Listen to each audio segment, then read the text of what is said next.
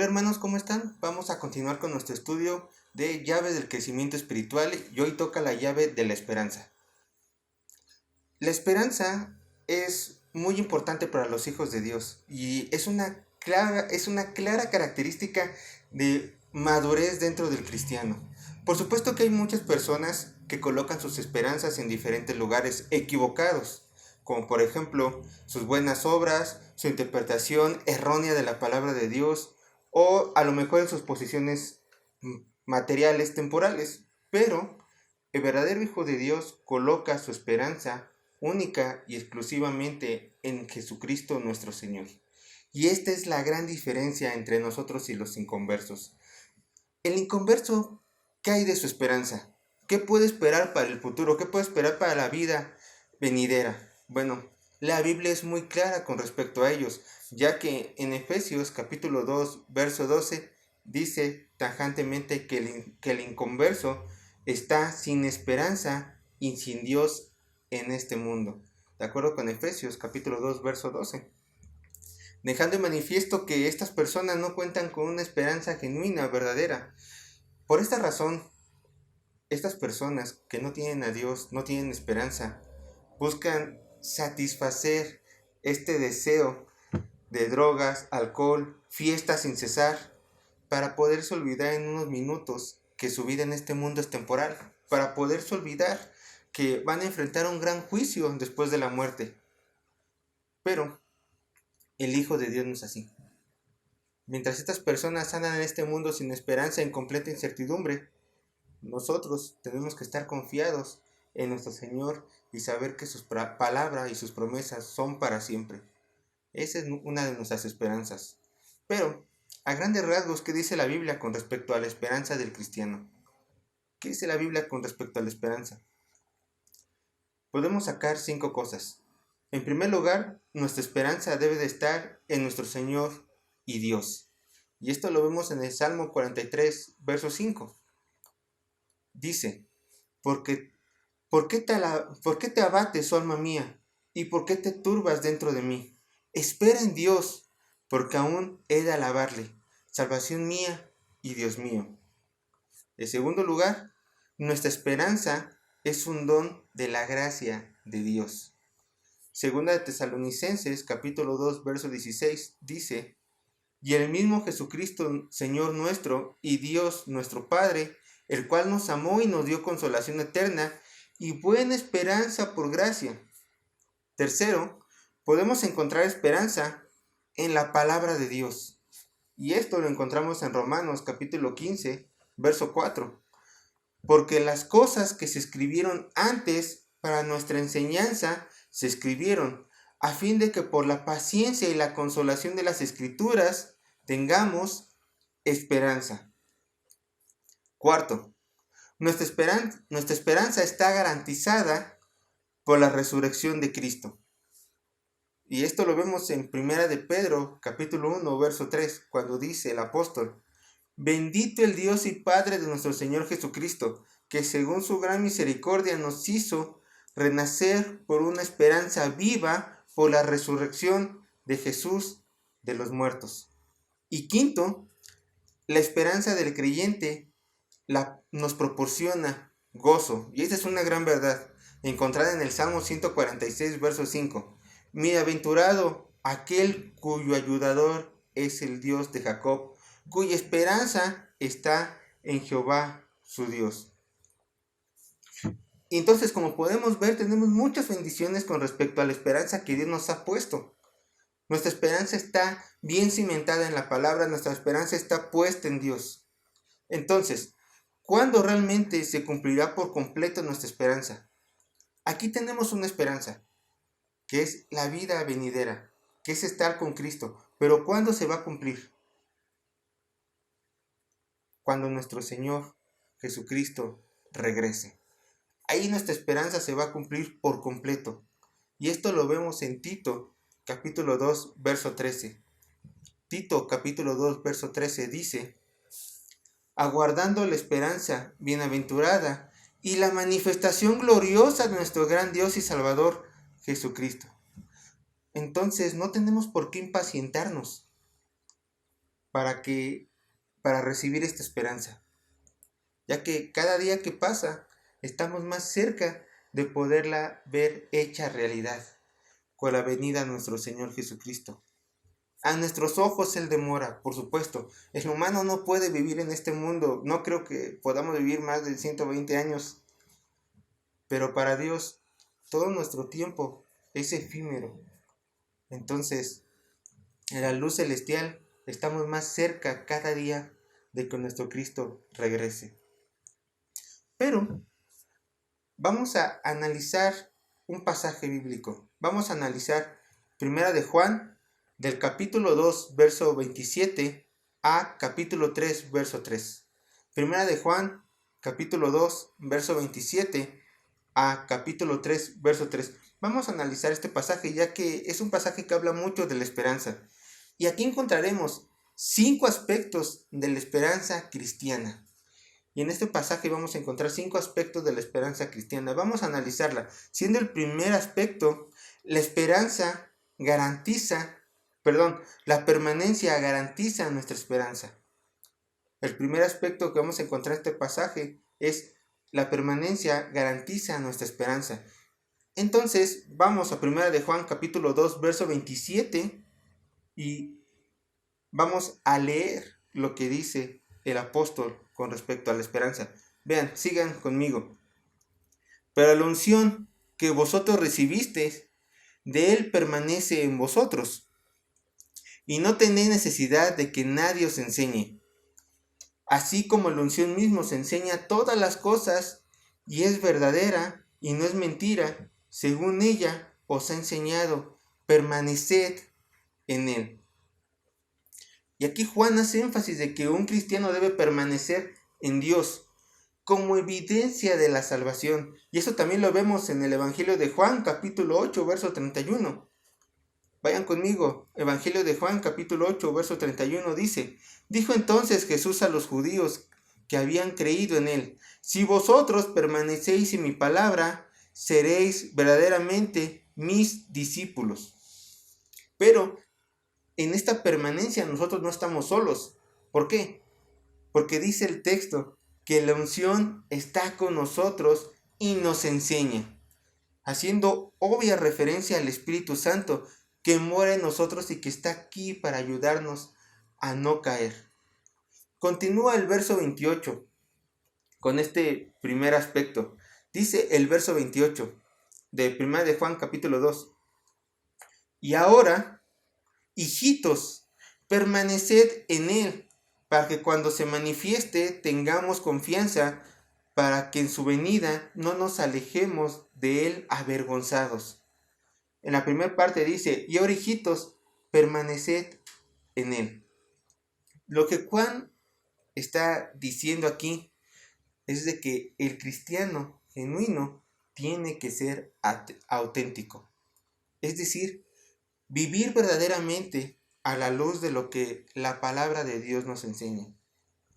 Esto es el verdadero andar en el Espíritu. El andar en el Espíritu no es tener visiones todo el tiempo, soñar sueños todo el tiempo, no es sanar todo el tiempo, como muchas personas dicen. No, andar en Espíritu es vivir a la luz de las Escrituras. Ese es el verdadero andar en el Espíritu, ya que ahí demuestras una genuina obediencia a nuestro Dios, el Señor Espíritu Santo y a nuestro Padre. Vivir reflejando la gloria de Dios día a día con nuestras acciones.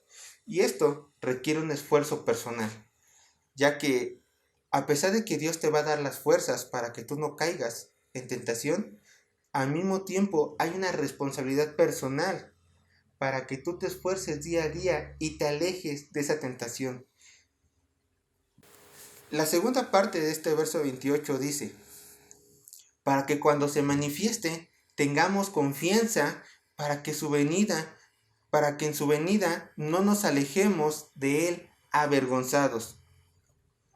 Todo cristiano que permanece en Cristo, ninguno va a estar avergonzado cuando nuestro Señor regrese. ¿Por qué? Porque esta permanencia nos da una seguridad en Él. La palabra aquí que se traduce como confianza también puede traducirse como osadía literalmente. Es decir, gracias a la obra de Cristo y a la permanencia que Dios ha colocado en nosotros, tendremos una confianza, una osadía de estar enfrente de nuestro Dios para recibir nuestras recompensas en el momento que Él nos llame. Bueno, en el momento del juicio, perdón.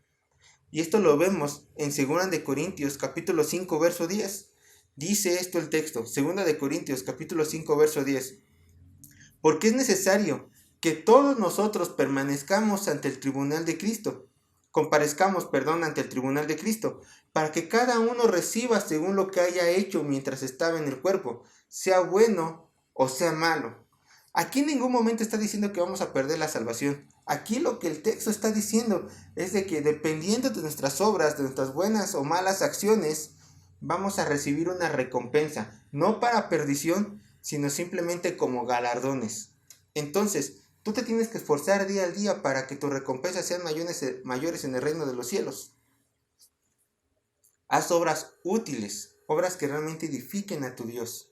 Y por eso nosotros podemos estar entrando confiadamente al trono de la gracia, por nuestra permanencia en Él, sabiendo que con conciencias limpias tenemos obras que realmente le glorifican. Entonces, ¿cómo podemos tener la esperanza de perseverar? Pablo contesta esta pregunta en Colosenses capítulo 1, verso 22, en donde dice que Cristo murió. Colosenses capítulo 1, verso 22, dice así el texto: para presentaros santos y sin mancha, irreprensibles delante de Él. Una vez más, ¿cómo podemos tener la esperanza de perseverar? Gracias al sacrificio de Cristo en la cruz. Nosotros podemos tener la esperanza de siempre perseverar en la fe, porque no depende de ti, sino que fue de una obra ya concluida en la cruz, hecha por el Dios, el Señor de señores y Rey de reyes, Cristo. Entonces, esta esperanza de perseverar no tiene que radicar en tu corazón, en tu mente ni en tus obras, sino en tu fe puesta en Cristo Jesús, porque Él ya la hizo.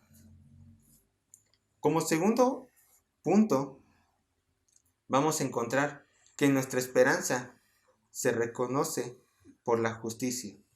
Este sería el segundo aspecto. Nuestra esperanza se reconoce por la justicia. Vamos al verso 29 de 1 de Juan capítulo 2. Dice: si sabéis que Él es justo, sabed también que todo el que hace justicia es nacido de Él. En este verso, como podemos ver, el apóstol utiliza dos verbos diferentes para la palabra saber. El primero es conocer algo absolutamente. Y el segundo verbo que vemos aquí en el texto es conocer por experiencia. Entonces podemos leer de alguna manera parafraseada el verso 29 de la siguiente manera. Podemos leerlo así: si conoces algo absolutamente de Dios, que Dios es justo, si conoces como algo absoluto que Dios es justo, entonces conoces por experiencia que todo el que hace justicia ha nacido de Él.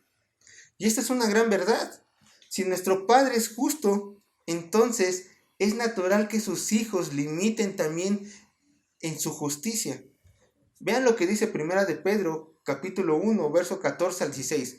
Primera de Pedro, capítulo 1, verso 14 y 16. Vean lo que dice: como hijos obedientes, no os conforméis a los deseos que antes teníais estando en nuestra ignorancia, sino como aquel que os llamó es santo, sed también vosotros santos en toda vuestra manera de vivir, porque escrito está: sed santos, porque yo soy santos. Nosotros ya no podemos ni debemos seguir con nuestros antiguos deseos pecaminosos. Ahora debemos de buscar una vida en santidad, obediente a la buena y agradable voluntad de Dios. Pero por aquí nace la pregunta: ¿cómo saber si estamos viviendo una vida justa y santa a los ojos de Dios. Si Dios nos pide que seamos santos y justos, ¿cómo lo podemos saber? Bueno, primero tengo que decirle lo que el apóstol Pablo le dijo a los corintios.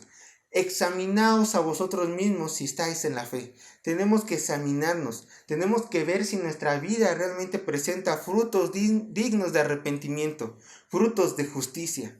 Pero es algo personal, solamente tú te conoces bien, solamente tú sabes cómo has vivido todos estos tiempos. Si bien puedes ir con otras personas alrededor tuya, santas, y decirles, ¿cómo han visto mi vida? Por favor, díganme. Ellos bien te pueden decir de una manera objetiva, pero externa, cómo ha sido. De hecho, tú lo que tienes que hacer es examinar no solamente tu corazón, no solamente tu mente, examinar toda tu vida. Pero recuerda, la verdadera esperanza se verá reflejada en una vida santa. ¿Cómo sabes que realmente tienes esta esperanza, que eres justo? Por tu vida santa. Así tienes esperanza. Como tercer elemento, nuestra esperanza se reafirma mediante el amor. Y aquí ya pasamos al capítulo 3 de Primera de Juan. Repito el tercer elemento. Nuestra esperanza se reafirma mediante el amor. Dice, Primera de Juan, capítulo 3, verso 1. Mirad cuál amor nos ha dado el Padre para que seamos llamados hijos de Dios. Por esto el mundo no nos conoce, porque no le conoció a Él. El amor es lo que nos ha dado esperanza. El amor es lo que nos da esperanza. Pero tú dirás, sí, yo amo mucho a Dios. No, el verso no está hablando de tu amor hacia Dios, que déjame decirte que es débil, muchas veces superficial y frágil. ¿Por qué? Porque hoy amas y puede ser que mañana no ames tanto. Así es el humano, así somos todos. Aquí está hablando de un amor perfecto, un amor perpetuo, un amor que nunca va a cambiar. Y solamente un amor así es el amor de Dios. Entonces, Juan escribe estas palabras. Mirad cuál amor nos ha dado el Padre. ¿Por qué Juan no dice, gran amor nos ha dado el Padre, maravilloso amor nos ha dado el Padre, sublime amor? ¿Por qué no dice eso? Bueno, quizá Juan, al tener una íntima relación con Dios, quizá Juan, al ir con sus años, aquí ya estaba anciano, ir con sus años conociendo más y más las maravillas de Dios, se dio cuenta que el amor que Él nos dio en la cruz era realmente maravilloso. Era realmente algo supremo, algo que Él no podía describir. Por eso simplemente se limitó a decir en sus palabras, mira cuál amor nos ha dado el Padre, no encontrando palabras exactas que expresen tan gran amor. Por eso Él lo dijo de esta manera, rayando el casi en lo irreal, en lo sublime, en lo eterno. Pero su amor no solamente se queda allí, sino que Él no nos dijo solamente, los amo. Él hizo algo más, nos adoptó, nos hizo, dice el verso, hijos del Dios Altísimo. Ahora somos llamados hijos de Dios, demostrando así que nuestro Señor no solamente tenía intenciones de manifestar su amor, sino que también tenía genuinas intenciones de una relación personal con nosotros. Entonces lo repito, el amor de Dios es lo que nos da esperanza en este mundo, como hijos suyos, como amados suyos. El cuarto elemento es nuestra esperanza se cumple en la semejanza de Cristo. Nuestra esperanza se cumple en nuestra semejanza de Cristo, y eso lo encontramos en el verso 2 de 1 de Juan capítulo 3. Dice, amados, ahora somos hijos de Dios, y aún no se ha manifestado lo que hemos de ser, pero sabemos que cuando Él se manifieste, seremos semejantes a Él, porque le veremos tal cual Él es. Y no solamente tenemos esperanza, de que Dios nos ha adoptado. De hecho, tú ya eres hijo de Dios. Y tampoco tenemos solamente esperanza de su gran amor, sino que también tenemos la esperanza de que Dios nos va a hacer semejantes a nuestro hermano mayor que es Cristo. Juan está diciendo que los planes de Dios está hacernos a la semejanza del Hijo de Dios. Y esto también lo menciona el apóstol Pablo en Romanos capítulo 8, verso 29. Él dice estas palabras en Romanos capítulo 8, verso 29. Porque a los que antes conoció, también los predestinó para que fuesen hechos conforme a la imagen de su Hijo, para que Él sea el primogénito entre muchos hermanos. Qué gozo, qué privilegio es saber que todo lo que Dios ha preparado en nuestras vidas nos lleva a un gran propósito: ser semejantes a su propio Hijo. Esa es una gran esperanza, porque a pesar de tus debilidades, a pesar de tus errores, tu camino puede ser muy pedregoso y puede haber mucho dolor, pero tienes la esperanza de que en un futuro esta piel llena de pecado, esta mente que no puede dejar de pensar el mal, este corazón tambaleante, en algún futuro va a estar formado a la imagen de nuestro Señor Jesucristo. Y por último, el quinto elemento: nuestra esperanza se caracteriza por la pureza. Dice el verso 3 de 1 de Juan capítulo 3. Y todo aquel que tiene esperanza en Él se purifica a sí mismo, así como Él es puro. Nuestra esperanza no solamente es simple teología, sino también es moral y influye en nuestras vidas, cambiando nuestra manera de pensar y por lo tanto nuestra manera de actuar. Alrededor de los años de la iglesia ha habido personas que afirman ser cristianas, pero cuando observamos su manera de vivir, notamos que aún son hijos de este mundo. Aún siguen viendo lo que veían en su antigua vida, aún siguen hablando lo que hablan en su antigua vida, aún siguen yendo por los mismos caminos cuando ellos creían que eran hijos de pecado, pero lo siguen siendo. Entonces, una convicción verdadera de la futura esperanza que tenemos en Cristo debe tener como consecuencias una vida transformada, una vida que busca la pureza de su propia alma y de su mente, de su cuerpo, de su corazón. La Escritura dice en 2 de Corintios capítulo 5 verso 17: de modo que si alguno está en Cristo, nueva criatura es. Las cosas viejas pasaron, he aquí todas son hechas nuevas. Entonces, nuestra condición ya es totalmente diferente. Tenemos que apartarnos del pecado. Tenemos que guardar nuestra vida en verdadera pureza y santidad. El cristiano inmaduro, cuando le dice, santifícate, sé puro, él va a decir, ay, sé que los hermanos me están viendo. Sé que Dios siempre me está viendo. Entonces, tengo que comportarme. De mala gana Él quiere comportarse. De mala gana Él quiere, según aparentar ser santo. Esta es evidencia de un cristiano inmaduro.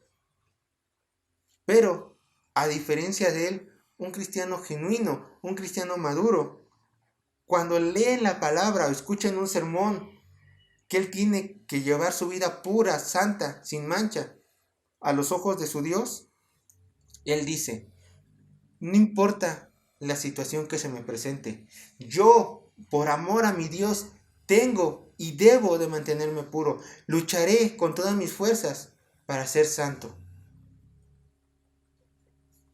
Esta es la diferencia. A uno lo obligan.